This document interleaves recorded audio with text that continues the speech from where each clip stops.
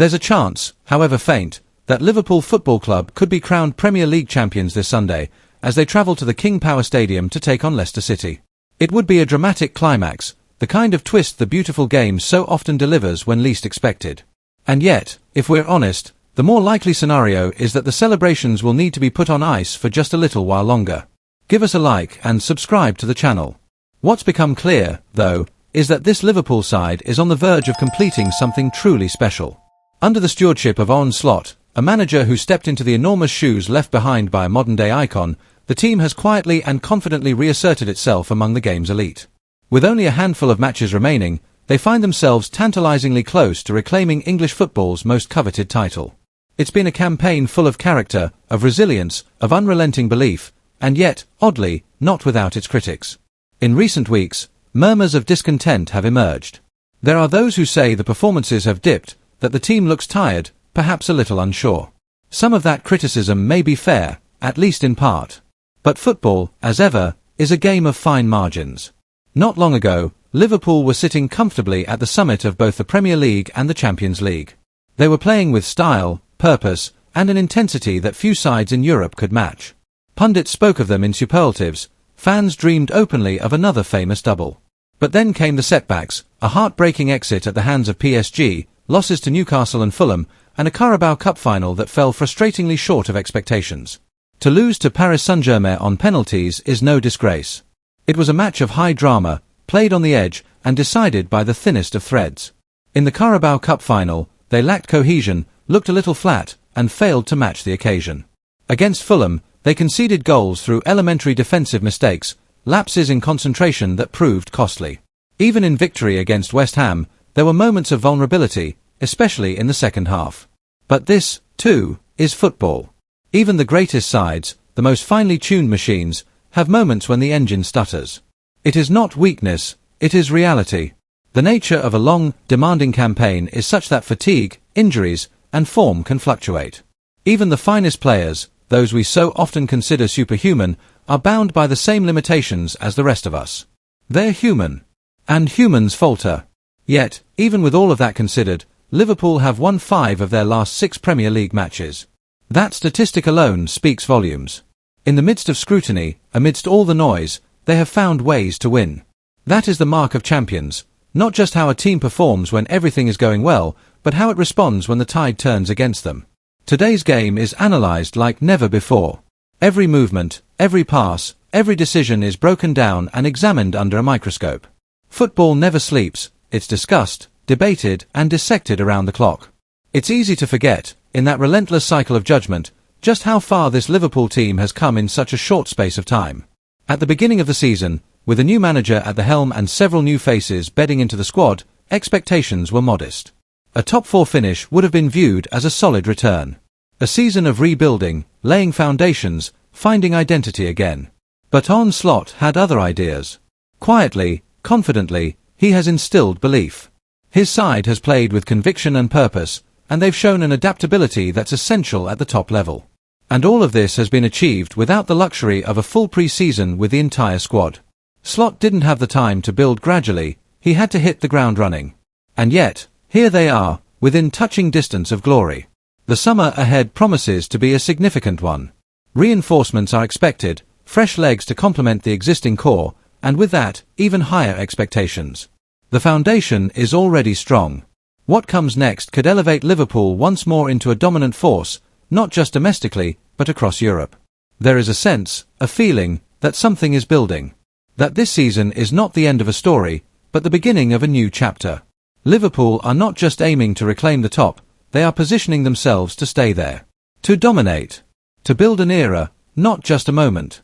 And so, whether the title is secured this weekend or in the final throes of the season, one thing is certain. Liverpool are rising once more. And they have no plans to come back down. In football, there are moments that define not just a match, but a season. Moments that ask questions of a team's character, and provide answers that linger far longer than the final whistle. Last weekend, Anfield witnessed one such moment. Liverpool, leading by a single goal against West Ham, had dominated large spells of the match. The Kop had roared, the rhythm had been established. But then, with just minutes left on the clock, chaos crept in. A cruel, deflected own goal by Andy Robertson pulled the Hammers level. The momentum teetered. The mood shifted. But where others might have wilted, Liverpool surged forward, one final charge. And as Alexis Mac Allister floated a corner into the box, Virgil van Dijk, calm and commanding, rose to meet it. His header, decisive and driven, restored the lead. A roar erupted.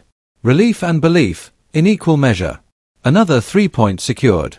A 13-point lead preserved. It was, in many ways, a microcosm of the season itself.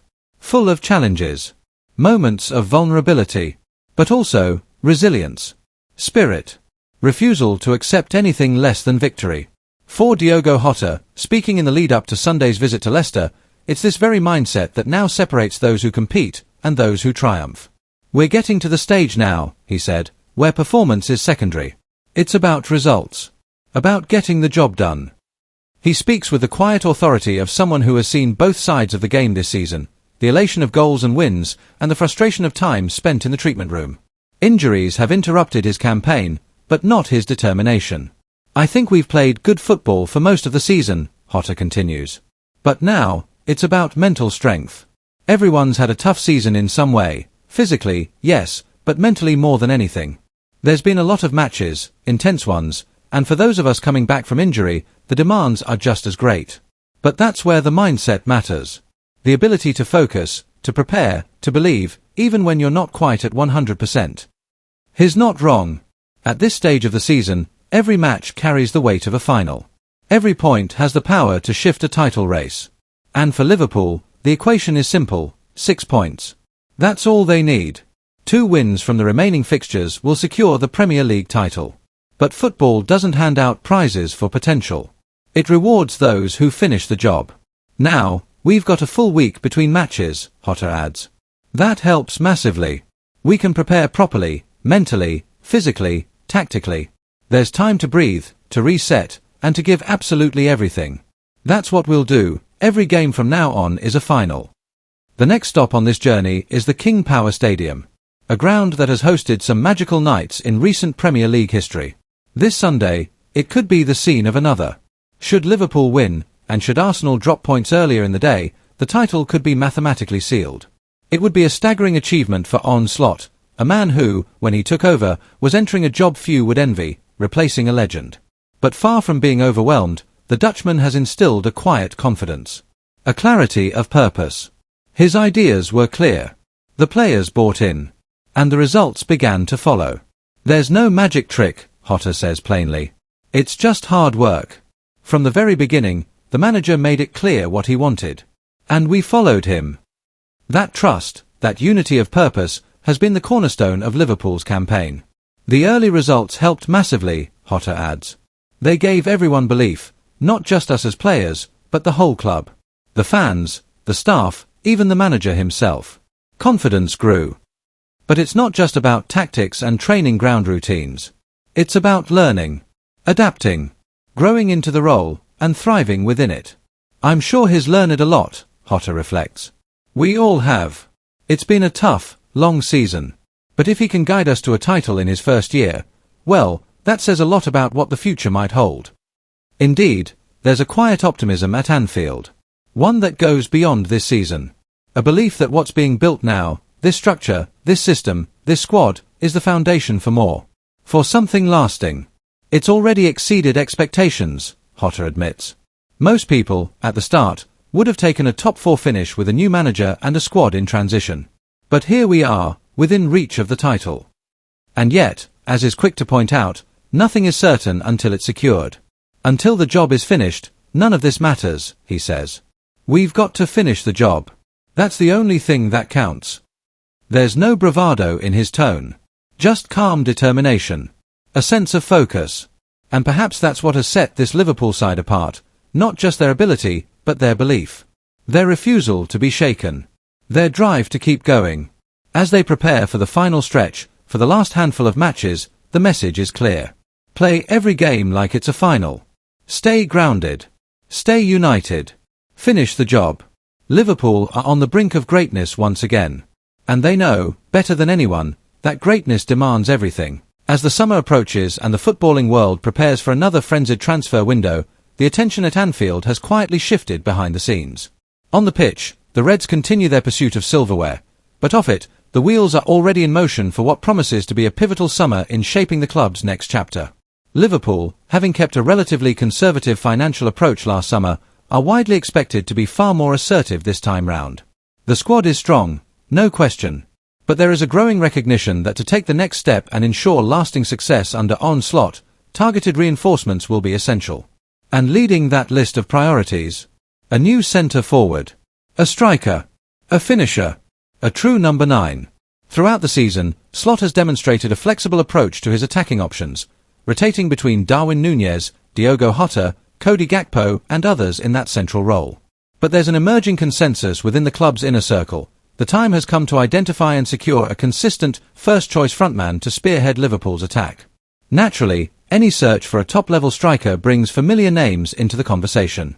Newcastle United's Alexander Isak is one such player. A tall, elegant forward with pace, technical quality, and a sharp eye for goal, Isak has enjoyed a brilliant campaign in the northeast. He fits the profile, in many ways, the ideal candidate. But admiration doesn't always translate to acquisition. And with Newcastle under no financial pressure to sell, and Isak firmly established as a cornerstone of Eddie Howe's project, prizing him away from St James Park would be no small feat as things stand. A move for the Swede feels ambitious, perhaps even unlikely. Still, the hunt will continue. The club's recruitment team, long praised for their diligence and precision, will no doubt have multiple profiles under review, blending analytics, scouting insight, and cultural fit in the uniquely Liverpool way. But it isn't only the forward line that's drawing attention this summer. Fullback is another key area being closely monitored. Trent Alexander-Arnold, one of the club's most gifted academy products and a central figure in Liverpool's modern identity, has been linked, albeit speculatively, with a free transfer to Real Madrid. Talks remain informal, and nothing is imminent, but the club must prepare for all scenarios. At the same time, Andy Robertson, so often a relentless presence down the left, now finds his long-term role in Slot's tactical vision under question. It's for that reason that Liverpool are expected to explore the fullback market more seriously in the coming weeks. Among those reportedly under consideration are Bournemouth's Milos Kerkez, a highly rated young Hungarian with defensive discipline and attacking drive, and Fulham's Anthony Robinson, whose performances this season have quietly caught the eye. Both players offer something different. Kerkez is raw but energetic. Robinson, more experienced, brings pace and power. Whichever route the club chooses, it's clear that fresh depth and potential succession planning are key priorities. However, Liverpool's activity in the market won't happen in isolation. It will be shaped, quite profoundly, by the futures of some of the club's biggest names. Mohamed Salah, Virgil van Dijk, Trent Alexander-Arnold. Each of them is at a different stage of their career. Each of them remains vital in their own way. But contract situations, external interest, and broader strategic planning mean that decisions need to be made. For instance, Crystal Palace captain Mark Guehi, a composed, modern centre-back with England credentials, has been on Liverpool's radar in the past. But current indications suggest that if Van Dijk remains at the club and signs a new deal, a move for a starting centre-half is unlikely. Slot prefers to build on stability, not disrupt it. The club's hierarchy are acutely aware of the importance of continuity, especially with a new manager still in his first full season. Slot has made a strong impression, winning over the squad and supporters alike, but this coming window will be his first real opportunity to shape the squad in his own image. What that looks like remains to be seen. But what's clear is that the ambition is very much there. Liverpool, for all their recent success, are not a club content with standing still.